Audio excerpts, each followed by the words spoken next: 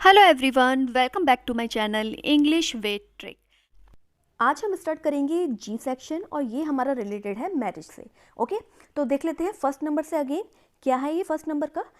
The practice of having extra marital relations, मतलब विवाह के बाद यानी शादी के बाद भी अगर आप किसी और से संबंध रख रहे हैं तो वो आपका क्या कहलाया जाता है? उसे हम कहते हैं एडल्ट्री। देखिए अब ये जो है ये हस्बैंड वाइफ है, ठीक है। अभी क्या कर रही है मैडम? ये बैठी तो इनकी आगोश में है लेकिन हाथ किसका पकड़े हुए हैं? किसी और पर्सन का।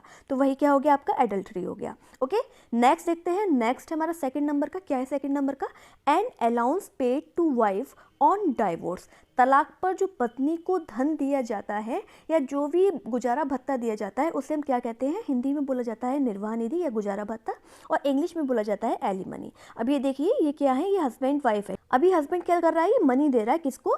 वाइफ को अपनी।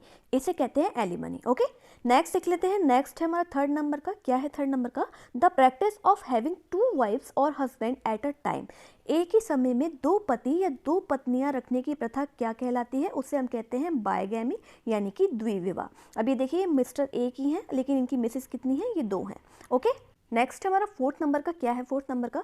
A state of abstention from marriage, विवाह से विरत रहना, यानी जिसको शादी ही नहीं करनी उसको हम क्या कहते हैं? उसको हम हिंदी में बोलते हैं ब्रह्मचर्य, और इसके लिए वन वर्ड यूज किया जाता है सेलिबेसी। ओके, अब देखिए पिक्चर देखिए, अब ये मैन है ये वुमेन है।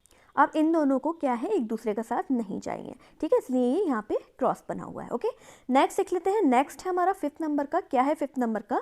Live in relationship a man and a women living without being married, मतलब बिना शादी के जब एक स्त्री और पुरुष साथ में रहते हैं तो उसे हम क्या बोलते हैं? उसे हम बोलते हैं कॉन्कुबाइनेज। ओके, नंबर 6 क्या है हमारा?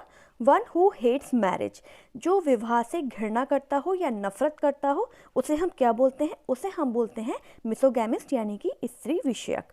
देखिए जो मैरिज नहीं करना चाहता, मैरिज से नफरत करता है, वही क्या हो गया आपका? वही हो गया आपका मिसोगैमिस्ट। ओके, नेक्स्ट देख लेते हैं। नेक्स्ट है हमारा सेवेंथ नंबर का। क्या है सेवेंथ नंबर का? A state of being married, विवाहित होने की अवस्था या भाव क्या कहलाया जाता है? वो कहलाया जाता है आपका विवाह, और इसके लिए वन वर्ड यूज किया जाता है मैट्रिमोनी। ओके, नेक्स्ट देख लेते हैं। नेक्स्ट है हमारा एट नंबर का। क्या है एट नंबर का? The practice of marrying one eight a time, मतलब एक ही समय में एक से विवाह करना क्या कहलाता है? वो कहलाता है आपका मोनोगैमी। ओके, नेक्स्ट देख लेते हैं। नेक्स्ट है हमारा नाइन्थ नंबर का। क्या है नाइन्थ नंबर का? The practice of marrying more than one wife eight a time, मतलब एक समय में एक से ज़्यादा पत्नी जो रखते हैं उसे हम क्या बोलते हैं? उसे हम बोलते हैं बहु विवाह यानी कि पॉलीगैमी।